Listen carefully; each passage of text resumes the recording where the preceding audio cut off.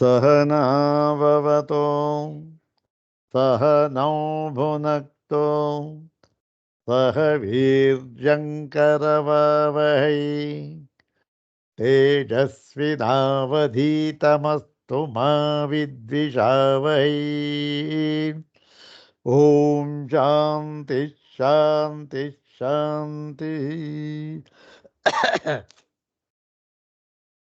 अथ कृष्णयजुर्वेदीय तैत्तिरीयोपनिषदि शिक्षावल्ली।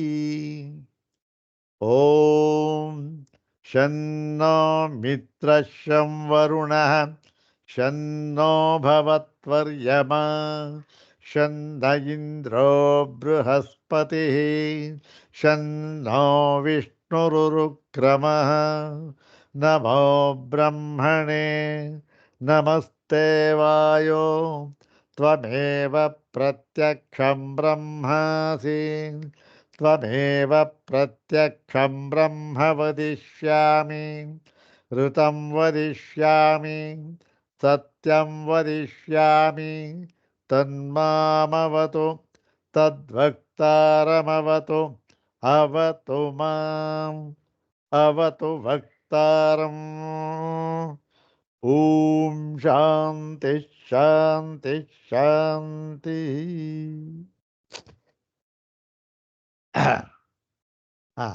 ಕೃಷ್ಣ ಯಜುರ್ವೇದದ ಶಿಕ್ಷಾವಲ್ಲಿಯಲ್ಲಿ 11 ಅನುವಾಕ್ಯಗಳು ಆಯಿತು. ಕಟ್ಟ ಕಡೆಯ ಭಾಗ ವಿಚಾರ ಭಾಗ. ಏನು ವಿಚಾರ ಮಾಡ್ತಾ ಇದ್ದಾರೆ ಇಲ್ಲಿ? ಈ 11 ಅನುವಾಕ್ಯಗಳನ್ನು ಅಧ್ಯಯನ ಮಾಡಿದ ನಂತರ ನಮಗೆ ಈ ಒಂದು ಮೋಕ್ಷದ ವಿಚಾರವಾಗಿ ಕೆಲವು ಸಂಶಯಗಳು ತಲೆದೋರಿವೆ. ಮೋಕ್ಷದ ವಿಚಾರವಾಗಿ ಕೆಲವು ಸಂಶಯಗಳು ನಮಗೆ ಬಂದಿವೆ. ಯಾತಕ್ಕೆ ಒಂದು ಸಂಶಯ ಅಂತಂದರೆ, ಇದರಿಂದಲೇ ಈ ಶಿಕ್ಷಾವಲ್ಲಿಯಲ್ಲಿ ಇರತಕ್ಕಂತಹ 11 ಅನುವಾಕ್ಯಗಳನ್ನು ನಾವು ಭಾಷ್ಯ ಸಹಿತವಾಗಿ ಅಧ್ಯಯನ ಮಾಡಿದ್ದೇವಲ್ಲ, ಮಾಡಾಯಿತು. ಆದರೆ ಇದರಿಂದ ನಮಗೆ ಕೆಲವು ಸಂಶಯಗಳು ಪ್ರಾಪ್ತವಾಗಿವೆ. ಏನು ಸಂಶಯ ಅಂತಂದರೆ, ಮೋಕ್ಷ ಅಂತಕ್ಕಂಥದ್ದು ಅತ್ಯುತ್ತಮವಾದದ್ದು, ನಿಶ್ರೇಯಸ, ಹಿಂತಿರುಗಿ ಬರದೇ ಇರತಕ್ಕಂತಹ ಫಲ. ಹೀಗೆಲ್ಲ ಅದನ್ನು ವರ್ಣನೆ ಮಾಡಿದ್ರು, ಎಲ್ಲ ಹೇಳಿದ್ರು ಆಯಿತು. ಇಂತಹ ಮೋಕ್ಷ ನಮಗೆ ಹೇಗೆ ಪ್ರಾಪ್ತವಾಗುತ್ತೆ? ಕೇವಲ ಕರ್ಮದಿಂದಲೇ ನಿಶ್ಚಯಿಸ ಪ್ರಾಪ್ತಿನೋ ಮತ್ತು ವಿದ್ಯೆಯನ್ನು ಅಪೇಕ್ಷಿಸತಕ್ಕಂತಹ ಕರ್ಮದಿಂದಲೋ? ಅಂದ್ರೇನು? ವಿದ್ಯೆ ಕರ್ಮಗಳಿಗೆ ಅಂಗಾಂಗಿ ಭಾವ. ವಿದ್ಯೆ ಪ್ರಧಾನ, ಕರ್ಮ ಪ್ರಧಾನ, ವಿದ್ಯೆ ಅಂಗಿ. ಹೌದು ತಾನೆ? ಕರ್ಮ ಪ್ರಧಾನ, ಸ್ವಲ್ಪ ವಿದ್ಯೆ. ಹೀಗೆ ಅಂಗಾಂಗಿ ಭಾವ ಇದೆಯಾ? ಅಥವಾ ವಿದ್ಯೆ ಕರ್ಮ ಇವುಗಳಿಗೆ ಅಂಗಾಂಗಿ ಭಾವ ಇಲ್ಲ, ಎರಡೂ ಕೂಡ ಸಮಪಾಲು. ಯಾವುದಕ್ಕೆ? ಮೋಕ್ಷವನ್ನು ಪಡೆಯುವುದಕ್ಕೆ. ಅದಕ್ಕೇನು ಹೆಸರು? ಸಮುಚ್ಚಯ ಅಂತ ಹೆಸರು. ವಿದ್ಯೆ ಕರ್ಮ ಇವುಗಳ ಸಮುಚ್ಚಯದಿಂದಲೋ ಅಥವಾ ಈ ಕರ್ಮವನ್ನು ಬಯಸುವ ವಿದ್ಯೆಯಿಂದಲೋ? ಅಂದ್ರೇನು? ಮುಂಚೆ ವಿದ್ಯೆಯನ್ನು ಅಪೇಕ್ಷಿಸುವ ಕರ್ಮ, ಇಲ್ಲಿ ಕರ್ಮವನ್ನು ಅಪೇಕ್ಷಿಸುವ ವಿದ್ಯೆ. ಅಲ್ಲಿ ಕರ್ಮ ಏನಾಯ್ತು? ಇಲ್ಲಿಗೆ ಅಂಗಿ ಆಯಿತು, ವಿದ್ಯೆ ಅಂಗ ಆಯಿತು. ಅಲ್ಲಿ ವಿದ್ಯೆ ಅಂಗಿಯಾಗಿತ್ತು, ಕರ್ಮ ಅಂಗವಾಗಿತ್ತು. ಇಲ್ಲಿ ಅದರ ಒಂದು ವಿಲೋಮ ಪ್ರಕ್ರಿಯೆ ಇಲ್ಲಿ. ಹೀಗೆ ಕರ್ಮ ಮತ್ತು ವಿದ್ಯೆ ಹಂಗಾಯ್ತು. ಅಥವಾ ಕೇವಲ ವಿದ್ಯೆಯಿಂದಲೇ ನಿಶ್ಚಯಿಸ ಯಾವ ಕರ್ಮದ ಹಂಗು ಬೇಕೆ. ಈ ತರಹ ಕೆಲವು ಸಂಶಯಗಳ ಪ್ರಾಪ್ತವಾಗುತ್ತೆ ನಮಗೆ. ಅದರಲ್ಲಿ 2 ಸಂಶಯಗಳನ್ನು ನಾವು ಪರಿಹರಿಸಿಕೊಂಡಿದ್ದಾಯಿತು. ಯಾವತ್ತು? ನೆನ್ನೆಯವರೆಗೆ 2. ಯಾವುದು? ಕೇವಲ ಕರ್ಮದಿಂದಲೇ ನಿಶ್ಚಯಿಸ ಪ್ರಾಪ್ತಿಯೋ ಎನ್ನುವ ಸಂಶಯಕ್ಕೆ ಖಂಡಿತವಾಗಿಯೂ ಇಲ್ಲ. ಕೇವಲ ಕರ್ಮದಿಂದ ನಿಶ್ರೇಯಸ ಪ್ರಾಪ್ತಿ ಸಾಧ್ಯವೇ ಇಲ್ಲ. ಯಾಕೆ ಅಂತಂದರೆ ಕರ್ಮದಿಂದ ಆಗತಕ್ಕಂತಹ ಫಲವೇ ಬೇರೆ, ಮತ್ತೆ ನಿಶ್ರೇಯಸ ಎಂಬತಕ್ಕಂತಹ ಫಲವೇ ಬೇರೆ. ಕರ್ಮದಿಂದ ಯಾವ ಯಾವ ಫಲವಾಗುತ್ತೋ ಅದ್ಯಾವ ಗುಂಪಿಗೂ ಕೂಡ ಈ ನಿಶ್ರೇಯಸ ಫಲ ಅಂತಕ್ಕಂಥದ್ದು ಸೇರುವುದಿಲ್ಲ. ಹೌದು ತಾನೆ? ಈಗ ಒಂದು ಉದಾಹರಣೆ ಕೊಡೋದಾದರೆ, ಏನು, ಯಾವುದೋ ಒಂದು ಖಾದ್ಯ ಇದೆ, ಅದನ್ನು ನಾವೇನು ಹೇಳೋಣ, ಏನೋ ಒಂದು ಸಾಂಬಾರು ಅಂತ ಹೇಳೋಣ. ಇದು ಏನು ಫಲಪ್ರಾಪ್ತಿಯಾಗುತ್ತೆ? ಹುಳಿಯನ್ನು ಕೊಡಬಹುದು, ಖಾರವನ್ನು ಕೊಡಬಹುದು, ಉಪ್ಪನ್ನು ಕೊಡಬಹುದು, ಎಲ್ಲವನ್ನೂ ಕೊಡಬಹುದು. ಆದರೆ ಇದು ಯಾವುದನ್ನು ಕೊಡುವುದಕ್ಕೆ ಸಾಧ್ಯ ಇಲ್ಲ ಈ ಸಾಂಬಾರು ಅಂತಕ್ಕಂಥದ್ದು ಅಂದರೆ ಸಿಹಿಯನ್ನು ಕೊಡುವುದಕ್ಕೆ ಸಾಧ್ಯವಿಲ್ಲ. ಅಂದ್ರೇನು? ಈ ಒಂದು ಸಾಂಬಾರ್ ಎಂತಕ್ಕಂಥ ಪದಾರ್ಥದಿಂದ ಸಿಹಿ ಎಂಬ ಫಲವನ್ನು ಪಡೆಯತಕ್ಕಂಥದ್ದು ಸಾಧ್ಯವೇ ಇಲ್ಲ. ಯಾಕೆ? ಆ ಸಾಂಬಾರಿನಿಂದ ಆಗತಕ್ಕಂತಹ ಫಲಗಳು ಎಷ್ಟಿವೆಯೋ ಅಷ್ಟು ಗುಂಪಿನಲ್ಲಿ ಈ ಫಲ ಸೇರಿಲ್ಲ. ಸಿಹಿ ಅಂತಕ್ಕಂಥದ್ದು ಸೇರಿಲ್ಲ. ಅದರಲ್ಲಿ ಬೇರೆ ಉಪ್ಪು ಹುಳಿ ಖಾರ ಸೇರಿವೆ, ಇದು ಸೇರಿಲ್ಲ. ಹಾಗಾಗಿ ಕರ್ಮದಲ್ಲಿ ಎಷ್ಟು ಫಲ ಪ್ರಾಪ್ತವಾಗುತ್ತೋ, ಎಷ್ಟು ಫಲ ಹೇಳಿದ್ದಾರೆಯೋ ಕರ್ಮಕ್ಕೆ, ಅದ್ಯಾವುದೂ ಕೂಡ ಈ ನಿಶ್ರೇಯಸ ಪ್ರಾಪ್ತಿಗೆ ಅಲ್ಲ. ನಿಶ್ರೇಯಸ ಪ್ರಾಪ್ತಿ ಇದಕ್ಕೆ ಸೇರಿಲ್ಲ. ಮತ್ತೆ ಆಯಿತು, ಇನ್ನು ಆಯಿತು, ಕರ್ಮದಿಂದ ಬೇಡ, ಸ್ವಲ್ಪ ವಿದ್ಯೆ ಸೇರಿಸ್ಬಿಡೋಣ, ಉಪಾಸನೆ ಸೇರಿಸ್ಬಿಡೋಣ ಅಂತಂದರೆ ಅದರಿಂದಲೂ ಆಗೋದಿಲ್ಲ. ಯಾಕೆ ಅಂತಂದರೆ ನೋಡಿ, ಇವಾಗ ಕರ್ಮದ ಫಲವೇ ಬೇರೆ, ಮತ್ತು ಈ ಒಂದು ಏನು ವಿದ್ಯೆ ಅಂತ ಹೇಳ್ತಾ ಇದ್ದೀರಿ ಅದರ ಫಲವೇ ಬೇರೆ. ಒಂದು ಎರಡೂ ಕೂಡ ಬೆರೆಯುವುದಕ್ಕೆ ಸಾಧ್ಯವೇ ಇಲ್ಲ. ಏನಾಗುತ್ತೆ ನೋಡಿ, ಆಯಿತು, ನಾವು ಕರ್ಮ ಸೇರಿ ಉಪಾಸನೆ ಮಾಡ್ತೀವಿ ಇಟ್ಕೊಳ್ಳಿ, ಆದರೂ ಕೂಡ ಅದರಿಂದ ಸಿಕ್ಕತಕ್ಕಂಥ ಫಲವೂ ಕೂಡ ಏನಾಗಿದೆ? ಅದು ಪ್ರಾಪ್ಯವಾಗಿದೆ. ಹೌದು ತಾನೆ? ಅಂದ್ರೇನು? ನಮ್ಮಲ್ಲಿ ಈಗ ಇಲ್ಲ, ಉಪಾಸನೆಯನ್ನು ಸೇರಿಸಿ ಮಾಡಿದ ಕರ್ಮಕ್ಕೆ ಯಾವ ಫಲ ಬರುತ್ತೋ ಆ ಫಲ ನನ್ನಲ್ಲಿ ಈಗ ಇಲ್ಲ. ಆ ಉಪಾಸನೆ ಮಾಡಿದ ಮೇಲೆ ನಾನು ಪಡಿತೀನಿ, ಅದು ಪ್ರಾಪ್ಯ. ಅದು ಹಾಗಾಗಿ ಆ ಫಲ ಪ್ರಾಪ್ಯ ಅಂತಾಯಿತು. ಮತ್ತೆ ಈ ನಿಶ್ರೇಯಸ ಮೋಕ್ಷ ಫಲ ಅಂತಕ್ಕಂಥದ್ದು ಪ್ರಾಪ್ಯವೂ ಅಲ್ಲ. ಆದ್ದರಿಂದ ಈ ವಿದ್ಯೆಯನ್ನು ಅಪೇಕ್ಷಿಸ್ತಕ್ಕಂತಹ ಒಂದು ಕರ್ಮ ಇದೆಯಲ್ಲ, ಅಂಗಾಂಗಿ ಭಾವವನ್ನು ಅಪೇಕ್ಷಿಸ್ತಕ್ಕಂಥ ಕರ್ಮ, ಆದ್ದರಿಂದಲೂ ಸಾಧ್ಯವಿಲ್ಲ. ಈ ಎರಡೂ ಕೂಡ ಆಗಿತ್ತು ನನ್ನ ದಿವಸ.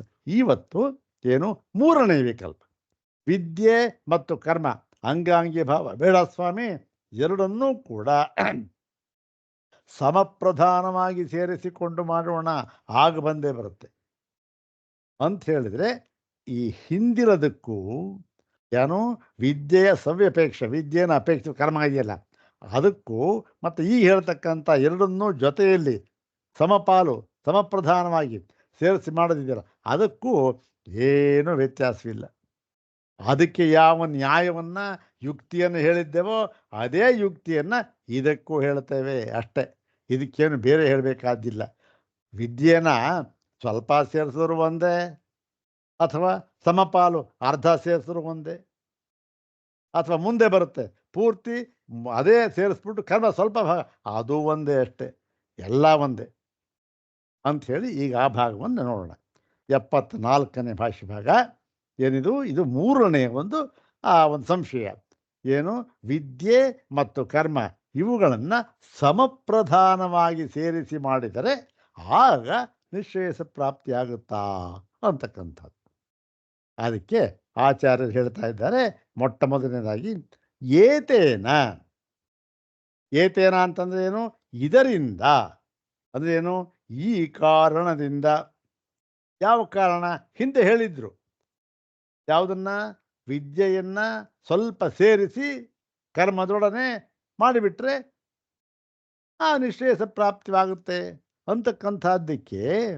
ಅದಕ್ಕೆ ಆಕ್ಷೇಪಣೆ ಹೇಳಿದ್ರು, ವಿರೋಧವನ್ನು ಹೇಳಿದ್ರು, ಇದು ಸಾಧ್ಯವಿಲ್ಲ ಅಂತ ಹೇಳಿದ್ರು. ಅದೇ ನ್ಯಾಯದಿಂದ, ಅದೇ ಯುಕ್ತಿಯಿಂದ ಏತೇನ ಅಂದ್ರೆ ಏನು, ಅಲ್ಲೇನು ಹೇಳಿದ್ರು, ನೋಡಪ್ಪ ಅದು ಪ್ರಾಪ್ಯ, ಅದು ಎರಡನ್ನೂ ಸೇರಿಸ್ಮ ಪ್ರಾಪ್ಯವಾಗತ್ತೆ. ಯಾವುದು ಯತ್ ಪ್ರಾಪ್ಯಂ ತದನಿತ್ಯಂ ಅಂತಕ್ಕಂಥದ್ದು ನ್ಯಾಯ. ಯಾವುದನ್ನ ನಾವು ಪಡೆಯಬೇಕಾಗಿದೆಯೋ ಆ ಪಡೆಯಲ್ಪಡತಕ್ಕಂತಹ ವಸ್ತು ನಾವು ಪಡ್ಕೊಂಡ್ರೂ ಕೂಡ ಶಾಶ್ವತ ಅಲ್ಲ. ಯಾಕೆ? ಅದು ಪಡೆಯಲ್ಪಡತಕ್ಕಂಥದ್ದು. ಇವತ್ತು ಪಡೆದಿರ್ತೀವಿ, ನಾಳೆ ಹೋಗ್ಬೋದು ಅಷ್ಟೇ. ಅದಕ್ಕೇನು ಮಾಡೋಕ್ಕಾಗತ್ತೆ? ಧನ, ಹಣ ಬಂತು, ನಾಳೆ ಹೋಯಿತು, ಇನ್ನೊಂದು ಬಂತು, ನಾಳೆ ಹೋಯಿತು ಅಷ್ಟೇ. ಅದರಿಂದ ಈ ಪ್ರಾಪ್ಯ ಅಂತಕ್ಕಂಥದ್ದು ಅದು ಫಲ, ಅದರಿಂದ ಇದು ಸಾಧ್ಯವಿಲ್ಲ ಅಂತ ಹೇಳಿ. ಅದರಿಂದ ಏತೇನ ಅಂದರೆ ಯತ್ ಪ್ರಾಪ್ಯಂ ತದನಿತ್ಯಂ ಇತಿ ನ್ಯಾಯಾತ್. ಈ ಒಂದು ಯುಕ್ತಿಯಿಂದ ವಿದ್ಯಾಕರ್ಮಣೋ ಸಂಹತೆಯೋ ಮೋಕ್ಷಾರಂಭಕತ್ವಂ ಪ್ರತ್ಯುಕ್ತಂ. ಹೀಗೆ ವಿದ್ಯೆ ಸ್ವಲ್ಪ ಸೇರಿಸಿದ್ರು ಒಂದೇ, ಎರಡನ್ನೇನು ಸಮಪಾಲಾಗಿ ಸೇರಿಸಿದ್ರು ಒಂದೇ. ಅದರಿಂದ ಈ ಮೋಕ್ಷವು ಮೋಕ್ಷವನ್ನು ಪಡೆಯುವುದಕ್ಕೆ ಸಾಧ್ಯವಿಲ್ಲ ಎಂಬುದಾಗಿ ಇದನ್ನ ಈ ಒಂದು ಪ್ರತ್ಯುಕ್ತಂ ಅದಕ್ಕೆ ಉತ್ತರ ಕೊಟ್ಟಿದ್ದಾಗಿದೆ. ಹಿಂದೆ ಇದೇ ಕಾರಣವನ್ನು ಕೊಟ್ಟು ಆ ಒಂದು ಎರಡನೇ ಸಂಶಯ ನಿವಾರಣೆ ಮಾಡಿತ್ತು. ಅದೇ ಕಾರಣದಿಂದ ಇಲ್ಲಿಯೂ ಕೂಡ ನಿವಾರಣೆ ಮಾಡ್ತೇವೆ ಅಷ್ಟೆ. ಈಗ ಏನು ಹೇಳದ ಪೂರ್ವಪಕ್ಷಿ ಸ್ವಲ್ಪ ತಿರುಗಿಸ್ಬಿಟ್ಟ. ಏನು ಹೇಳ್ತಾ ನೋಡಿ, ವಿದ್ಯಾಕರ್ಮಣಿ ಮೋಕ್ಷ ಪ್ರತಿಬಂಧ ಹೇತು ನಿವರ್ತಕೆ ಇತಿ ಚೇತ್. ಸ್ವಾಮಿ, ನಾವು ನೋಡಿ ಎರಡನ್ನೂ ಕೂಡ ವಿದ್ಯೆ ಕರ್ಮ ಸಮಪ್ರಧಾನವಾಗಿ ಸೇರಿಸಿ ಮಾಡಿದರೆ ಮೋಕ್ಷವು ನಮಗೆ ಪ್ರಾಪ್ತವಾಗುತ್ತದೆ. ಅಂದ್ರೇನು? ಮೋಕ್ಷ ಪ್ರಾಪ್ಯ, ಹೌದಾನೆ? ಇದರಿಂದ ನಮಗೆ ಪ್ರಾಪ್ಯವಾಗುತ್ತೆ ಅಂತ ನಾವು ಹೇಳಲಿಲ್ಲ.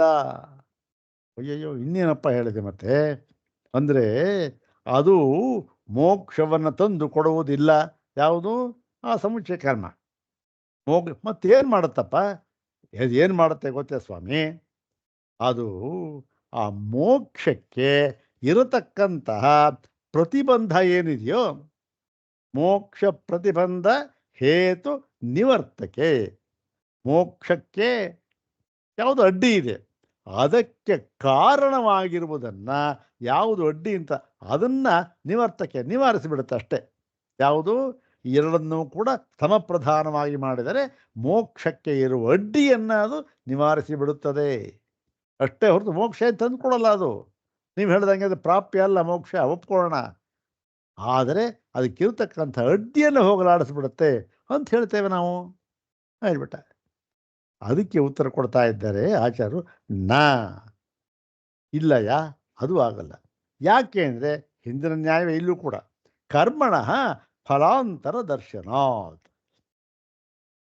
ಕರ್ಮಕ್ಕೆ ಏನು? ಫಲಾಂತರ ದರ್ಶನಾತ್ ಅಂದರೆ ಫಲಾಂತರ ಅಂದ್ರೇನು? ಅನ್ಯತ್ ಫಲಂ ಫಲಾಂತರಂ, ಬೇರೆಯ ಫಲ. ಕರ್ಮಕ್ಕೆ ನಿಶ್ರೇಯಸ ಮೋಕ್ಷಕ್ಕಿಂತಲೂ ಕೂಡ ಬೇರೆಯದಾದ ಫಲವನ್ನು ಹೇಳಿದ್ದಾರೆ. ಬೇರೆ ಫಲ ಹೇಳಿದ್ದಾರೆ. ಯಾವುದದು ಅಂತಂದರೆ ಕರ್ಮದ ಫಲ ಯಾವುದು ಗೊತ್ತೇನಪ್ಪ? ಕರ್ಮದ ಫಲ ಬೇಕಾದಷ್ಟಿದೆ, ಅದು ಒಂದೊಂದನ್ನು ಕೂಡ ಹೇಳೋದಕ್ಕಾಗೋದಿಲ್ಲ. ಅದನ್ನೆಲ್ಲ ಮೂಟೆ ಕಟ್ಟಿ ಅದನ್ನು 4 ಭಾಗಗಳನ್ನಾಗಿ ಮಾಡಿ ಹೇಳಿದ್ದಾರೆ. ಕರ್ಮಫಲ ಇಷ್ಟೇ 4 ಭಾಗ. ಅದನ್ನ ಇಲ್ಲಿ ಹೇಳ್ತಾ ಇದ್ದಾರೆ. ಅದನ್ನ ಹೇಳಿತ್ತಲ್ಲ ಇದು, ಅದನ್ನ ಹೇಳ್ತಾರೆ. ಉತ್ಪತ್ತಿ ಸಂಸ್ಕಾರ ವಿಕಾರ ಆಪ್ತಯೋ ಹಿ ಫಲಂ ಕರ್ಮಣಃ ದೃಶ್ಯತೆ. ನೋಡಿ, ಕರ್ಮಕ್ಕೆ ಫಲ ಇರತಕ್ಕಂಥದ್ದು 4 ವಿಧವಾದ ಫಲ. ಏನದು? ಉತ್ಪತ್ತಿ ಅಂದರೆ ಯಾವುದೋ ಒಂದನ್ನು ಅದು ಇಲ್ಲ, ಅದು ಹೊಸದಾಗಿ ಉತ್ಪತ್ತಿ ಮಾಡುತ್ತೆ. ಯಾವುದು? ಕರ್ಮ. ಹೌದು ತಾನೆ? ಯಾವುದು?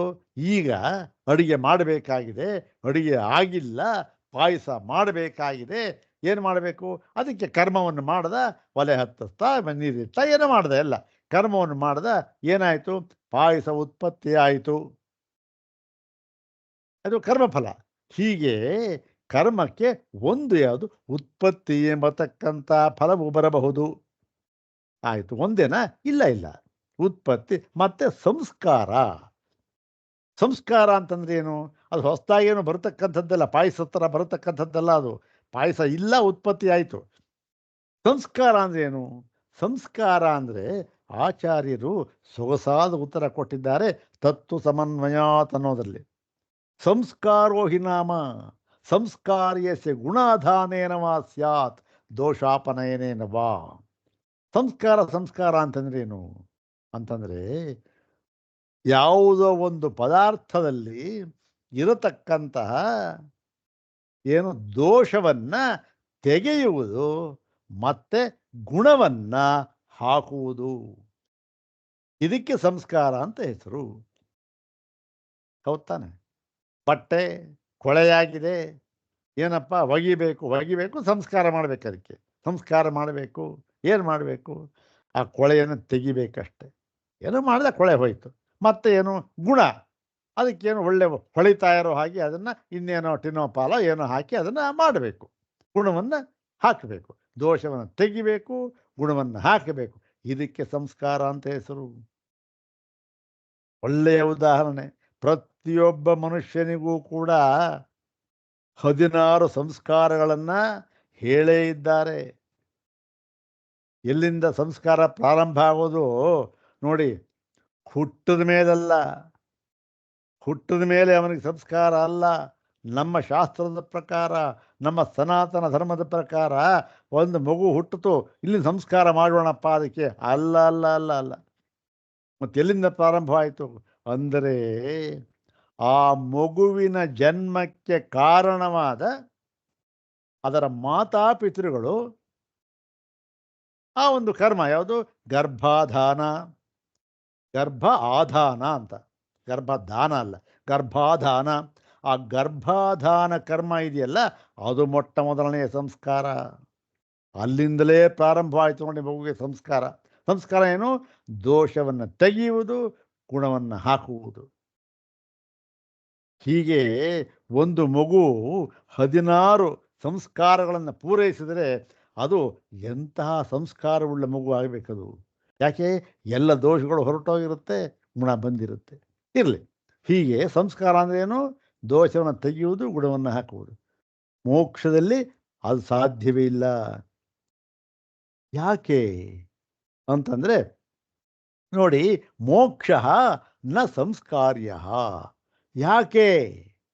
ಅಲ್ಲಪ್ಪ, ಕೊಳೆ ಇದ್ರಲ್ದನೆಯ ತೆಗೆಯೋದು, ಆಮೇಲೆ ಅದಕ್ಕೆ ಗುಣವನ್ನು ಸೇರಿಸೋದು. ಬ್ರಹ್ಮ ಮೋಕ್ಷ ಎಂಥದ್ದು ಗೊತ್ತೇನಪ್ಪ? ಮೋಕ್ಷ ಬ್ರಹ್ಮ ನ ಸಂಸ್ಕಾರ್ಯಂ.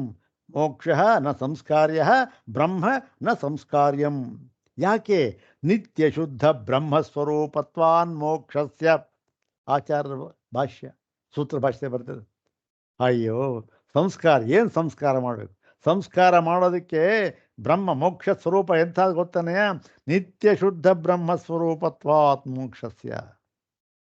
ಬ್ರಹ್ಮ ನಿತ್ಯ ಶುದ್ಧ, ಯಾವಾಗಲೂ ಕೂಡ. ಹಿಂದೆ ಕೊಳೆಯಾಗಿತ್ತು, ಈಗ ಸಂಸ್ಕಾರ ಮಾಡಿದ್ವಿ, ಹೋಯ್ತು ಅಂತಿಲ್ಲ.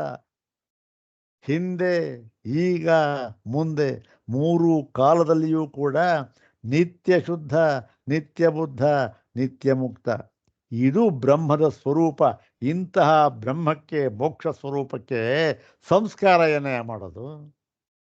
ಆದ್ದರಿಂದ ಸಂಸ್ಕಾರವೂ ಅಲ್ಲ. ಯಾವುದಾಯ್ತು? 2 ಆಯ್ತು. ಇವಾಗ ಮೋಕ್ಷ ಉತ್ಪಾದ್ಯ ಅಲ್ಲ. ಉತ್ಪಾದ್ಯ ಯಾಕಲ್ಲ? ಅಯ್ಯೋ, ಪಾಯಸ ನಮ್ಮ ಹತ್ರ ಇರಲಿಲ್ಲ, ಉತ್ಪಾದನೆ ಮಾಡ್ಕೊಂಡ್ವಿ. ಮೋಕ್ಷ ಹಾಗಲ್ಲ. ಏನಾಗಿದೆ? ಸ್ವಯಂ ಸಿದ್ಧತ್ವಾತ್. ಅಯ್ಯಯ್ಯೋ, ಸ್ವಯಂ ಸಿದ್ಧವಾಗಿದೆ ಸ್ವಾಮಿ. ಸಿದ್ಧವಾಗಿರ್ತಕ್ಕಂಥ ವಸ್ತು ಅದು. ಸಿದ್ಧ ಮಾಡಬೇಕಾಗಿಲ್ಲ. ಅಂದ್ರೇನು? ಈಗಿಲ್ಲ, ಮುಂದೆ ಮಾಡಬೇಕು ಅನ್ನೋದಿಲ್ಲ. ಯಾವಾಗಲೂ ಕೂಡ ನಿತ್ಯ ಸಿದ್ಧ ಮೋಕ್ಷ. ಸ್ವಯಂ ಸಿದ್ಧತ್ವಾತ್. ಆದ್ದರಿಂದ ಉತ್ಪಾದ್ಯವೂ ಅಲ್ಲ, ಸಂಸ್ಕಾರ್ಯವೂ ಅಲ್ಲ. ಯಾಕೆ? ನಿತ್ಯ ಶುದ್ಧ ಬ್ರಹ್ಮಸ್ವರೂಪತ್ವಾತ್. ಮತ್ತೆ ಇದು ಹೀಗೆ 2 ಹೇಳಿದ್ದಾರೆ ಇಲ್ಲಿ. ಈ ಮುಂದಿನ 2 ನಾವು ತಿಳ್ಕೊಳ್ಳೋಣ. ಸಂಸ್ಕಾರ್ಯ ಆಯಿತು, ಉತ್ಪಾದ್ಯ ಆಯಿತು ಅಲ್ಲ. ಪ್ರಾಪ್ಯ. ಪ್ರಾಪ್ಯವೂ ಅಲ್ಲ. ಪ್ರಾಪ್ಯ ಅಂದ್ರೇನು? ಈಗ ವಸ್ತು ಇದೆ, ಪಾಯಸ ಅಂತಕ್ಕಂಥದ್ದು ಇದೆ, ಆದರೆ ಅದು ನನಗೆ ಪ್ರಾಪ್ಯವಾಗಿಲ್ಲ. ಏನಾಗಿದೆ, ನಮ್ಮ ಮನೆಯಲ್ಲಿ ಇಲ್ಲ ಅದು. ಏನು ಮಾಡಿದ್ದಾರೆ, ಪಕ್ಕದ ಮನೇಲಿ ಮಾಡಿದ್ದಾರೆ. ಆದ್ದರಿಂದ ಏನು ಮಾಡಬೇಕು, ಹೋಗಿ ತರಬೇಕು ಅಷ್ಟೆ. ಆವಾಗ ಏನಾಗುತ್ತೆ, ಪ್ರಾಪ್ಯ ಆಯಿತು. ನನ್ನ ಹತ್ರ ಇಲ್ಲ, ನಾನು ತೊಗೊಂಬರ್ಬೇಕು. ಮೋಕ್ಷನ ಐತೆ, ಅಯ್ಯಯ್ಯೋ ಇದು ಸಾಧ್ಯ ಇಲ್ಲಪ್ಪ. ಯಾಕೆ, ಪ್ರಾಪ್ಯ ಅಂದ್ರೇನು, ನನ್ನಲ್ಲಿ ಈಗ ಇಲ್ಲ, ಅದನ್ನು ನಾನು ಏನೋ ಒಂದು ಸಾಧನೆಯಿಂದ ಪಡ್ಕೊಳ್ಬೇಕು. ಅಂಗಡಿಗೆ ಹೋಗಿ ಸಾಮಾನು ತರಬೇಕು, ನಾನು ಇಲ್ಲ ಈಗ ತರಬೇಕು. ಹಾಗಿಲ್ಲ. ಮೋಕ್ಷ ಎಂಥದ್ದು ಗೊತ್ತೇನೆಯ, ಸ್ವರೂಪತ್ವಾತ್ ಮತ್ತೆ ಸರ್ವಗತತ್ವಾಚ. ಪ್ರಾಪ್ಯ ತರಬೇಕು, ಹೋಗಿ ಸೇರಬೇಕು. ಪ್ರಾಪ್ಯನ ಹೋಗಿ ಸೇರೋದು ಅಂತ ಅರ್ಥ. ಮೈಸೂರಿಗೆ ಹೋಗಿ ಮೈಸೂರು ಪ್ರಾಪ್ಯನೇ, ಮೈಸೂರು ಪ್ರಾಪ್ಯತೆ ಇದೆ, ಮೈಸೂರು ಹೋಗಿ ಸೇರಬೇಕು. ಸೇರೋದೆಲ್ಲಪ್ಪ, ಸೇರಬೇಕಾದ್ರೆ ಏನಾಗಿರಬೇಕು, ಈಗ ನಾನಿರತಕ್ಕಂಥ ಪ್ರದೇಶ ಅದು ಇಲ್ಲವೇ ಆಗಿರಬೇಕು, ಮತ್ತು ಸೇರ್ತಕ್ಕಂಥ ಪ್ರದೇಶ ಬೇರೆ ಆಗಿರಬೇಕು. ಇಲ್ಲಿ ಮೈಸೂರು ಇಲ್ಲ, ಅಲ್ಲಿದೆ, ನಾನು ಮೈಸೂರು ಹೋಗಿ ಸೇರ್ತೇನೆ. ಆದರೆ ಮೋಕ್ಷ ಯಾವುದು ಗೊತ್ತೇನು, ಸರ್ವಗತತ್ವಾಚ. ಅಯ್ಯೋ, ಇಲ್ಲದೆ ಇರತಕ್ಕಂಥ ಪ್ರದೇಶವೇ ಇಲ್ಲ, ಆದ್ದರಿಂದ ಇದೇನು ಮೋಕ್ಷನ ಪ್ರಾಪ್ಯ. ನೋಡಿ, ಉದಾಹರಣೆ ಹೇಳೋದಾದರೆ ನೋಡಿ, ನಾನು ಮೈಸೂರಿಗೆ ಹೋಗಬೇಕು, ಮೈಸೂರನ್ನು ಸೇರಬೇಕು, ಹೊಂದುತ್ತೆ, ಕರೆಕ್ಟು. ಮೈಸೂರು ಇವಾಗಿಲ್ಲ, ಬೇರೆ ಕಡೆ. ನಾನು ಅಮೇರಿಕಾ ದೇಶಕ್ಕೆ ಹೋಗಬೇಕು, ಹೊಂದುತ್ತೆ.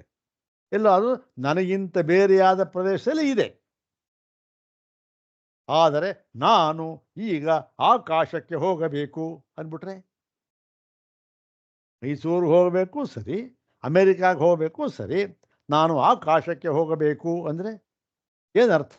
ಅಯ್ಯಯ್ಯೋ, ಆಕಾಶ ಸರ್ವಗತನಪ್ಪ, ಹೋಗಬೇಕಾದ್ದಿಲ್ಲ, ಇಲ್ಲೇ ಇದೆಯಲ್ಲ ಆಕಾಶ. ಮತ್ತು ಸ್ವರೂಪತ್ವ, ಅದು ಸ್ವರೂಪನೇ, ಅದು ಇಲ್ಲೇ ಇದೆ, ನಿನ್ನ ಬಿಟ್ಟಿಲ್ವೇ ಇಲ್ಲ ಅದು. ಹಾಗೆ ಮೋಕ್ಷ ಅಂತಕ್ಕಂಥದ್ದು ನಿನ್ನ ಬಿಟ್ಟಿಲ್ಲಪ್ಪ, ಮತ್ತು ಎಲ್ಲ ಕಡೆಯಲ್ಲೂ ಇರತಕ್ಕಂಥದ್ದು, ಹೋಗಿ ಪಡಿಬೇಕಾದ್ದೇ ಇಲ್ಲ. ಪಡಿಬೇಕಾ, ಇಲ್ಲಿಲ್ಲ ಅಲ್ಲಿ, ಇಲ್ಲಿ ಇಲ್ಲ ಅಲ್ಲಿ ಇರಬೇಕು, ಹಾಗೆ ಪಡಿಬೇಕು. ಆಯಿತು. ಇನ್ನು ಕೊನೆಯದೇನು, ವಿಕಾರ್ಯ ನ ವಿಕಾರ್ಯ. ಮೋಕ್ಷವು ವಿಕಾರವೂ ಅಲ್ಲ. ವಿಕಾರ್ಯ ಅಂದ್ರೇನು, ಯಾವುದೋ ಒಂದು ಅವಯವ ಇತ್ತು ಹೋಯಿತು, ಅಥವಾ ಒಂದು ಹೋಗಿತ್ತು ಇನ್ನೊಂದು ಸೇರಿಸ್ದ, ಇದು ಅದು ಆ ಶೇಪ್ ಇದೆಯಲ್ಲ, ಅದರ ಸ್ವರೂಪ, ಅದರ ರೂಪ, ಅದು ವಿಕಾರವಾಯಿತು. ಏನು ಬೇಕಾದ್ರೆ ಸೇರಿಸ್ಬೋದು, ಬರ್ಬೋದು. ಅದಕ್ಕೇನಿರಬೇಕು, ಮುಖ್ಯವಾಗಿ ಅವಯವ ಅಂತ ಇರಬೇಕು. ಅದಕ್ಕೆ ಅವಯವ ಇದಿರಬೇಕಲ್ಲ, ಎಲಿಮೆಂಟ್ಸ್ ಅಂತ ಇರಬೇಕಲ್ಲ, ಅದಿರಬೇಕು. ಇದ್ದರೆ ಒಂದು ಹೋಗುತ್ತೆ, ಒಂದು ಬರುತ್ತೆ, ಸೇರಿಸ್ಬೋದು, ಬಿಡ್ಬೋದು, ಇರಬೇಕು. ಆದರೆ ಮೋಕ್ಷ ಎಂಥದ್ದು ಗೊತ್ತೇನು, ಮೋಕ್ಷ ನ ವಿಕಾರ್ಯ. ಯಾತಕ್ಕೆ, ನಿರವಯವತ್ವಾತ್. ಅಯ್ಯೋ, ನಿರವಯವಾದು, ಅವಯವ ಇಲ್ಲವೇ ಇಲ್ಲ ಅದಕ್ಕೆ. ಕಣ್ಣು, ಕಿವಿ, ಮೂಗು, ಯಾವುದೂ ಇಲ್ಲ, ಹೌದು ತಾನೆ? ಆದ್ದರಿಂದ ಈ 4ಕ್ಕೆ ಫಲನಪ್ಪ. ಯಾವುದರಿಂದ ಆಗೋದಿದು, ಕರ್ಮದಿಂದ ಆಗತಕ್ಕಂಥದ್ದು. ಕರ್ಮದಿಂದ ಆಗತಕ್ಕದ್ದು 4ಕ್ಕೆ ಫಲ, ಇದು ಬಿಟ್ಟು 5ನೇ ಫಲ ಇಲ್ಲ. ಆದರೆ ಈ 4 ಫಲಗಳ ಗುಂಪಿನಲ್ಲಿ ಮೋಕ್ಷ ಸೇರಿಲ್ಲ. ಆದ್ದರಿಂದ ಕರ್ಮದಿಂದ ಮೋಕ್ಷ ಸಾಧ್ಯವೇ ಇಲ್ಲ. ಅಂದಮೇಲೆ ನೀನು ವಿದ್ಯೆ ಜೊತೆ ಅದನ್ನು ಬೆರೆಸ್ಬಿಟ್ರೆ ಅದು ಆಗ್ಬಿಡುತ್ತಾ? ಆಗೋದೇ ಇಲ್ಲ. ಅದಕ್ಕೊಂದು ಉದಾಹರಣೆ ಕೊಟ್ಟಿದ್ದ, ಅದನ್ನೇ ಹೇಳಿತ್ತು. ಇವತ್ತೇನೋ ಸಂಕ್ಷೇಪ ಹೇಳೋಣ ಬೇಡ ಏನಿವೆ. ಮತ್ತೆ ಇನ್ನೇನು, ಫಲಂ ಕರ್ಮಣೋ ದೃಶ್ಯತೆ. ಉತ್ಪತ್ತಿ ಸಂಸ್ಕಾರ, ಫಲಕ್ಕೆ ಉತ್ಪತ್ತಿ ಸಂಸ್ಕಾರ ವಿಕಾರ ಆಪ್ತಿದೆ. ಮತ್ತು ಈ ಮೋಕ್ಷ ಹೇಗಿದೆ ಗೊತ್ತೇನಪ್ಪ, ಉತ್ಪತ್ತಿಯಾದಿ ಫಲ ವಿಪರೀತಶ್ಚ ಮೋಕ್ಷ. ಈ ಉತ್ಪತ್ತಿ ಸಂಸ್ಕಾರ ವಿಕಾರ ಆಪ್ತಿ, ಆಪ್ತಿನೂ ಒಂದೇ, ಪ್ರಾಪ್ತಿ ಅಂದ್ರೆ ಒಂದೇ. ಇವು 4 ಇದೆಯಲ್ಲ, ಇದಕ್ಕಿಂತ ಕೂಡ ಭಿನ್ನವಾಗಿರ್ತಕ್ಕಂಥದ್ದು ಮೋಕ್ಷ ಅಂಥೇಳಿ ಈ ಸಮುಚ್ಚಯ ಇದೆಯಲ್ಲ 50-50, ಅದರಿಂದಲೂ ಕೂಡ ಸಾಧ್ಯವಿಲ್ಲ ಅಂತ ಹೇಳಿದ್ರು. ಈಗ ಈ ವಿಚಾರದಲ್ಲಿ ಇದು ಪ್ರಾಪ್ಯ ಅಲ್ಲ ಅಂತ ಹೇಳಿದ್ರಲ್ಲ, ಹೋಗಿ ಪಡೆಯಬೇಕಾದದ್ದು ಅಲ್ಲ ಅಂತಿದೆಯಲ್ಲ, ಅದರ ಮೇಲೆ ಚರ್ಚೆ ಮಾಡ್ತಾ ಇದ್ದಾರೆ. ಇಲ್ಲಿ ಇನ್ನೂ 2 ಇದೆ, ಅದನ್ನ ಮುಂದೆ ಹೇಳ್ತಾರೆ. ಈಗ ಮೋಕ್ಷವು ಪ್ರಾಪ್ಯವಲ್ಲ, ಯಾಕೆ, ಸರ್ವಗತತ್ವ ಎಲ್ಲ ಕಡೆ ಇದು ಹೇಳಿದ್ರಲ್ಲ, ಹೇಗೆ ಸ್ವಾಮಿ ಅಂತ ಅದನ್ನು ಇಲ್ಲಿ ನೋಡಿ ಸ್ವಾಮಿ, ನೀವು ಹೇಳಿಬಿಟ್ರಲ್ಲ ಮೋಕ್ಷವನ್ನು ಹೋಗಿ ಪಡೆಯಬೇಕಾದದ್ದಿಲ್ಲ ಅಂತಂತ. ಆದರೆ ಶ್ರುತಿಯಲ್ಲಿ ಮೋಕ್ಷವನ್ನ ನೋಡಿ ಹೀಗೆ ಕರ್ಮ ಮಾಡಿ ಅದನ್ನು ಪಡೆಯಬೇಕು ಅಂತ ಹೇಳಿದೆಯಲ್ಲ ಸ್ವಾಮಿ, ಬೇಕಾದಷ್ಟು ಕಡೆ ಹೇಳಿದೆಯಲ್ಲ ಅಂತ ಹೇಳಿ ಅದನ್ನು ವಿಚಾರ ಮಾಡ್ತಾ ಇದ್ದಾರೆ ಇವಾಗ. ನೋಡಿ, ಗತಿಶ್ರುತೇ ಆಪ್ಯ ಇತಿ ಶ್ರೇತ್. ಶ್ರುತಿಯಲ್ಲಿ ಗತಿಯನ್ನು ಹೇಳಿದ್ದಾರೆ. ಅಂದ್ರೆ ಏನು?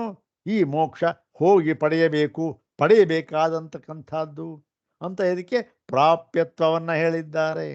ಇದು ಪಡೆಯಬೇಕಾದದ್ದು ಇದು ಅಂತ ಹೇಳಿದ್ದಾರೆ. ಹೌದೇನಪ್ಪ, ಎಲ್ಲಿ? ಬೇಕಾದಷ್ಟುಗಳು ಹೇಳಿದ್ದಲ್ಲ ಸ್ವಾಮಿ ಅಂತ ಹೇಳ್ಬಿಟ್ಟ. ಎಲ್ಲಪ್ಪ? ಒಂದು ಉದಾಹರಣೆ ಕೊಡ. ಸೂರ್ಯದ್ವಾರೇಣ, ಮುಂಡಕೋಪನಿಷತ್ತಿನ ಪ್ರಸಿದ್ಧವಾದ ಮಂತ್ರ ಯಾವುದದು? ತಪಶ್ರದ್ಧೆ ಯೇ ಶುಪವಸಂತ್ಯರಣ್ಯೇ ಶಾಂತ ವಿದ್ವಾಂಸೋ ಭೈಕ್ಷಚರ್ಯಾಂ ಚರಂತಃ ಸೂರ್ಯದ್ವಾರೇಣ ತೇ ವಿರಜಾಃ ಪ್ರಯಾಂತಿ ಯತ್ರಾಮೃತಸ್ಸ ಪುರುಷೋ ಹ್ಯವ್ಯಯಾತ್ಮ ಸೂರ್ಯದ್ವಾರೇಣ ತೇ ವಿರಜಾಃ ಪ್ರಯಾಂತಿ ಅಂತ ಹೇಳಿದಾರಲ್ಲ ಸ್ವಾಮಿ. ಉಪಾಸನೆ ಮಾಡಿದವನು, ಅಗ್ನ್ಯುಪಾಸನೆ ಮಾಡಿದವನು, ಪಂಚಾಗ್ನ್ಯುಪಾಸನೆ ಮಾಡಿದವನು ಏನಾಗುತ್ತೆ? ಅವನಿಗೆ ಸೂರ್ಯದ್ವಾರೇಣ, ಅವನಿಗೆ ಈ ಶುಲ್ಕ ಮಾರ್ಗದಿಂದ ಅವನೇನು ಮಾಡ್ತಾನೆ? ಅಲ್ಲಿ ಹೋಗಿ ಸೇರ್ತಾನೆ. ಇದೆಯಲ್ಲ ಸ್ವಾಮಿ ಅಂತ ಹೇಳಿದೆ. ಅದಕ್ಕೆ ಇನ್ನೂ ಒಂದು ಉದಾಹರಣೆ ಅಲ್ಲ, ಇನ್ನೂ ಒಂದು ಹೇಳ್ತಾರೆ ತಗೊಳ್ಳಿ ಅಂದ್ಬಿಟ್ಟು ಕಠೋಪನಿಷತ್ತು ಉದಾಹರಣೆ ನೋಡಿ. ತಯೋರ್ಧ್ವಮಾಯನ್, ಒಂದೊಂದು ಮಂತ್ರಗಳು ಪ್ರಸಿದ್ಧ ಸೊಗಸಾದ ಮಂತ್ರ. ಇದು ಭಾಷ್ಯ ಸೊಗಸಾಗಿರ್ತಕ್ಕಂಥ ಭಾಷ್ಯ. ಯಾವುದು? ಇನ್ನೊಂದು ಕಠೋಪನಿಷತ್ತಿನ ಒಂದು ಮಂತ್ರ ಇದು. ಏನು ನೋಡಿ, ತಯೋರ್ಧ್ವಮಾಯನ್ ಅಂದ್ರೆ ಏನು? ಓಹೋ, ತಯ ಊರ್ಧ್ವಂ ಆಯನ್, ಅದರಿಂದ ಮೇಲಕ್ಕೆ ಹೋಗಿ ಅಂತ ಇದೆಯಲ್ಲ, ಗತಿ ಬಂತಲ್ಲ. ಅಂದ್ರೆ ಎಲ್ಲಪ್ಪ ಅದು? ಕಠೋಪನಿಷತ್ತಿನಲ್ಲಿ ಯಮಧರ್ಮರಾಜ ಹೇಳ್ದ, ಶತಂಚೈಕಾಚ ಹೃದಯಸ್ಯ ನಾಡ್ಯ. ನೋಡಿ, ಈ ಶರೀರದಲ್ಲಿ ಶತಂಚ ಏಕಾಚ ಅಂದ್ರೇನು? 101 ನಾಡಿಗಳಿವೆ. 101ನೇದು ಯಾವುದು? ಸುಷುಮ್ನಾ ನಾಡಿ. ಅದೇನಾಗುತ್ತೆ? ಶಿರಸ್ಸು ಆ ಒಂದು ಮೂರ್ಧನ ಭೇದಿಸ್ಕೊಂಡು ಹೋಗುತ್ತೆ. ಶತಂಚೈಕಾಚ ಹೃದಯಸ್ಯ ನಾಡ್ಯ ತಾಸಾಂ ಮೂರ್ಧಾನಮಭಿನಿಸೃತೈಕ. ಅಲ್ಲಿಂದ ಏನು ಮಾಡ್ತಾನೆ? ಅಲ್ಲಿಂದ ಹೋಗ್ತಾನೆ ಸ್ವಾಮಿ. ಅಮೃತತ್ವ ಏತಿ ತಯೋರ್ಧ್ವಮಾಯನ್ ಅಮೃತತ್ವಮೇತಿ ಅಂತಿದೆಯಲ್ಲ, ಗತಿ ಇದೆಯಲ್ಲ ಸ್ವಾಮಿ. ಇದರಿಂದ ಹೋಗಿ ಗತಿ ಪಡೀತಾ, ನೀವು ಹೇಳಿದ್ರಿ ಗತಿ ಪ್ರಾಪ್ಯ ಅಂತ ಹೊಂದೋದಿಲ್ಲ, ಇದೆಯಲ್ಲ ಶ್ರುತಿ ಅಂತ ಹೇಳಿದೆ.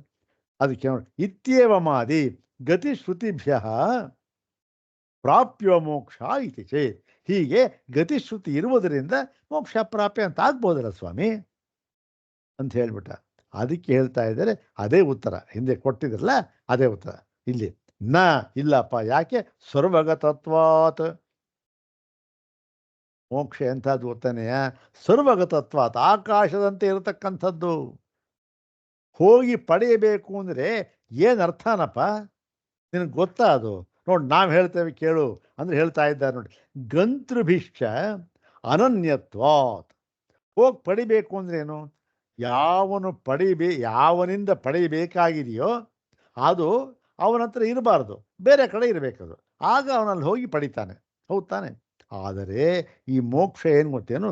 ಗಂತೃಭಿಶ್ಚ ಅನನ್ಯತ್ವಾತ್. ಇವನನ್ನು ಬಿಟ್ಟು ಇಲ್ಲವೇ ಇಲ್ಲ, ಇವನ ಸ್ವರೂಪವೇ ಅದು. ಯಾರು ಪಡಿಬೇಕು ಅಂತ ಹೇಳಿ ಹೋಗ್ತಾನೋ ಅವನ ಸ್ವರೂಪನೇ ಮೋಕ್ಷ. ಪಡೆಯೋದಿಲ್ಲ ಬಂತು. ಹೀಗಿರುವಾಗ ಹೊಂದೋದಿಲ್ಲಪ್ಪ ಅಂತ ಹೇಳ್ಬಿಟ್ಟು ಇಲ್ಲಿ ಆಕಾಶಾದಿ ಕಾರಣತ್ವ ಸರ್ವಗತಂ ಬ್ರಹ್ಮ. ಸರ್ವಗತ ಅಂದ್ರೇನು? ಉದಾಹರಣೆ ಕೊಟ್ಟೆ ನೋಡಿ. ಆಕಾಶವನ್ನು ನಾವು ಹೋಗಿ ಸೇರಬೇಕು ಅಂದ್ರೆ ಏನರ್ಥ? ಆಕಾಶವನ್ನು ಸೇರಬೇಕಾ? ಎಲ್ಲ ಇಲ್ಲೂ ಇದೆ, ಅಲ್ಲೂ ಇದೆ, ಎಲ್ಲೆಲ್ಲೂ ಇದೆ ಆಕಾಶ. ಇಂಥದ್ದನ್ನು ಹೋಗಿ ಯಕ್ಕಶ್ಚಿತ್ ಆಕಾಶ ಅದು. ಅದ್ಯಾವುದದು? ಆಕಾಶ ಕಾರ್ಯ, ಅದು ಕಾರಣ ಅಲ್ಲಪ್ಪ. ಆಕಾಶ ಕಾರ್ಯ ಯಾವುದರಂತೆ? ಇನ್ನು ಬೇರೆ ಅಗ್ನಿ, ವಾಯು, ನೀರು, ಭೂಮಿಗಳಂತೆ ಅದು ಕಾರ್ಯ. ಅದೇ ಇಷ್ಟರ ಮಟ್ಟಿಗಿರಬೇಕಾದ್ರೆ ಆಕಾಶ, ಇನ್ನು ಆಕಾಶಕ್ಕೂ ಕಾರಣವಾದ ಈ ಬ್ರಹ್ಮತತ್ವ, ಆತ್ಮತತ್ವ ಅದು ಹೇಗಿರ್ಬೇಕಯ್ಯ? ಅದು ಆಕಾಶವೇ ಸರ್ವಗತ, ಅದನ್ನು ಹೋಗಿ ಸೇರಬೇಕು ಅನ್ನೋ ಅರ್ಥವೇ ಇಲ್ಲ. ಇನ್ನು ಈ ಆಕಾಶಕ್ಕೂ ಕಾರಣವಾಗಿರತಕ್ಕಂತಹ ಆ ಒಂದು ಪರಬ್ರಹ್ಮ ತತ್ವ, ಆತ್ಮತತ್ವ, ಮೋಕ್ಷ ತತ್ವ ಅದು ಹೇಗಿರಬೇಕು, ಅದನ್ನು ಪಡಿಬೇಕಾ ಅಂಥೇಳಿ ಬ್ರಹ್ಮ ಅವ್ಯತಿರೇಕಾಶ ಸರ್ವೇ ವಿಜ್ಞಾನ. ಮತ್ತೆ ಪಡಿಬೇಕಾದವನ್ ತಾನೆ ಯಾರಯ್ಯ? ಪಡಿಬೇಕಾದವನ್ ನೀನು ತಾನೆ. ನೀನು ಒಂದು ಯಾರು? ಜೀವ, ವಿಜ್ಞಾನಾತ್ಮ. ನೀ ಯಾರು ಗೊತ್ತೇನೆ? ವಿಜ್ಞಾನಾತ್ಮ. ನೀನು ಬ್ರಹ್ಮಕ್ಕಿಂತ ಬೇರೆಯಾಗಿ ಇಲ್ಲದವನು. ವಾ, ಇನ್ನು ಪಡಿಬೇಕಾದ್ದೆಲ್ಲಿದೆ? ನೀನು ಬ್ರಹ್ಮಕ್ಕಿಂತ ಬೇರೆಯಾಗಿ ಇಲ್ಲವೇ ಇಲ್ಲ. ಅಂತಹ ನೀನು ಇಲ್ಲ ಇಲ್ಲ ನಾನು ಬ್ರಹ್ಮವನ್ನು ಹೋಗಿ ಪಡೆಯಬೇಕು ಅಂದರೆ ಏನು ಅರ್ಥನಪ್ಪ ಅದು? ಅರ್ಥವೇ ಇಲ್ಲ. ಬ್ರಹ್ಮ ಅವ್ಯತಿರೇಕಾಶ ಸರ್ವೇ ನೀನೊಬ್ಬನೇ ಅಲ್ಲ, ಸರ್ವೇ ವಿಜ್ಞಾನಾತ್ಮನ. ಪ್ರತಿಯೊಬ್ಬ ಜೀವಿಯೂ ಕೂಡ ಬ್ರಹ್ಮಕ್ಕಿಂತ ಭಿನ್ನವಾಗಿ ಇಲ್ವೇ, ಎಲ್ಲರೂ ಕೂಡ ಬ್ರಹ್ಮಸ್ವರೂಪರೇ, ಪಡೆಯೋದಿಲ್ವಂತ. ಅತಃ ನ ಆಪ್ಯೋ ಮೋಕ್ಷ, ಆದ್ದರಿಂದ ಮೋಕ್ಷ ಅಂತಕ್ಕಂಥದ್ದು ಪಡೆಯತಕ್ಕದ್ದಲ್ಲ. ಮತ್ತು ಗಂತುರನ್ಯತ್ ವಿಭಿನ್ನ ದೇಶಂಚ ಭವತಿ ಗಂತವ್ಯಂ, ಇದೊಂದು ನ್ಯಾಯ. ಇದು ಹೋಗಬೇಕಾದವನು ಒಬ್ಬ ಇದ್ದಾನೆ, ನಾನಿದ್ದೇನೆ. ನಾನು ಹೋಗಬೇಕಾದ ಸ್ಥಳ ಅಂತ ಇನ್ನೊಂದಿದೆ. ಅದು ಏನಾಗಿರಬೇಕು? ನನಗಿಂತ ಬೇರೆಯಾಗಿರಬೇಕು. ಗಂತು ಅನ್ಯತ್ ವಿಭಿನ್ನ ದೇಶಂ, ನನಗಿಂತ ಬೇರೆಯಾದ ದೇಶದಿರಬೇಕದು. ಆಗ ನಾವು ಹೋಗಿ ಸೇರಬೇಕು ಅಂತ ಸರಿ ಹೋಗುತ್ತೆ. ಗಂತವ್ಯಂ ಭವತಿ ಇವೆ. ಅದು ನಹಿ ಏನೈವ ಅವ್ಯತಿರಿಕ್ತಂ ಯತ್ ತತ್ ತೇನೈವ ಗಮ್ಯತೆ. ಯಾವುದು ತನಗಿಂತ ಬೇರೆಯಾಗಿ, ತನಗಿಂತ ಬೇರೆಯಾದ ಪ್ರದೇಶದಲ್ಲಿ ಇಲ್ಲವೋ, ತನ್ನಲ್ಲಿಯೇ ಇದೆಯೋ, ಅದನ್ನ ಪಡಿಬೇಕು ಅಂದೇನೇ ಅರ್ಥ. ತಾನು ತನ್ನನ್ನೇ ಪಡೆಯಬೇಕು ಅಂತ ಹಾಗಾಯಿತು. ಏನರ್ಥ ಆಯಿತು? ಹಾಗಾಗಿ ಇದು ಸರಿ ಇಲ್ಲ. ಅದು ಮತ್ತು ಅನನ್ಯತ್ವ ಪ್ರಸಿದ್ಧಿಶ, ಇದು ಏನು ಹೋಗಿ ಪಡೆಯಬೇಕಾದ್ದಿಲ್ಲ. ಅದು ಅನನ್ಯತ್ವ ಅಂದರೆ ನಿನಗಿಂತ ಬೇರೆಯಾಗಿ ಆ ಪ್ರದೇಶ ಮೋಕ್ಷ ಅಂತಕ್ಕಂಥದ್ದು ಇಲ್ಲ. ಇದ್ರೆ ಅವಾಗ ಪಡಿಬಹುದಾಗಿತ್ತು, ಇಲ್ಲವೇ ಇಲ್ಲ. ಅದಕ್ಕೇನು? ಅದಕ್ಕೆ ಶ್ರುತಿ ನೋಡೆಯ ಪ್ರಮಾಣ ಅನನ್ಯತ್ವ ಪ್ರಸಿದ್ಧಿಶ. ಇದು ಅನನ್ಯತ್ವ ಅಂದರೆ ಬೇರೆ ಇಲ್ಲ ಎಂಬತಕ್ಕಂಥ ಪ್ರಸಿದ್ಧವಾದ ಶ್ರುತಿ ಇದೆ ಅದಕ್ಕೆ. ಏನು? ತೈತ್ತಿರಿಯ ತತ್ ಸೃಷ್ಟ್ವಾ ತದೇ, ಇದೇ ಮುಂದೆ ಬರುತ್ತದೆ. ತತ್ ಸೃಷ್ಟ್ವಾ ತದೇವಾನುಪ್ರಾವಿಶತ್. ಎಲ್ಲಿ? ಈ ಒಂದು ಆನಂದವಲ್ಲಿ, ಬ್ರಹ್ಮಾನಂದವಲ್ಲಿ ಬರ್ತಕ್ಕಂಥ ಮಂತ್ರ ಇದು. ತತ್ ಸೃಷ್ಟ್ವಾ ತದೇವಾನುಪ್ರಾವಿಶತ್, ಸೃಷ್ಟಿ ಮಾಡಿದ ಅವನೇ ಅಲ್ಲೇ ಹೋಗಿ ಸೇರಿಬಿಟ್ಟು. ಅದೇನೋ ಅದಕ್ಕಿದು ಬೇರೆಯಾಗಿಲ್ಲ ಅಂತ ಅರ್ಥ. ಮತ್ತೆ ಕ್ಷೇತ್ರಜ್ಞಂಚಾಪಿ ಮಾಂ ವಿಧಿ, ನನ್ನ ಏನು ನೀನು ಕ್ಷೇತ್ರಜ್ಞ ಅಂದರೆ, ಕ್ಷೇತ್ರಜ್ಞ ಅಂದರೆ ಜೀವರಿಲ್ಲಿ, ಜೀವನನ್ನ ನನ್ನ ನಾನು ಎಂಬುದಾಗಿ ತಿಳಿ ಅಂದ್ರೇನು? ಅಭೇದ. ಹೀಗೆ ನನಗಿಂತ ಬೇರೆಯಾಗಿ ಇಲ್ಲವೇ ಇಲ್ಲ. ಹಾಗಿರುವಾಗ ಪಡೆಯತಕ್ಕಂಥದ್ದು ಅಂತ ಎಲ್ಲಪ್ಪ, ಅದರಿಂದ ಆಪ್ಯ ಅಂತಕ್ಕಂಥದ್ದು ಸಾಧ್ಯವೇ ಇಲ್ಲ ಅಂತ ಹೇಳಿ ಇನ್ನೂ ಎರಡಿದೆ. ಅದನ್ನು ಮುಂದೆ ಹೇಳ್ತಾರೆ. ಅದನ್ನು ಮುಂದಿನ ಒಂದು ಭಾಗದಲ್ಲಿ ನೋಡೋಣ. ಓಂ ಶಾಂತಿ ಶಾಂತಿ ಶಾಂತಿ. ಓಂ ತತ್ಸತ್.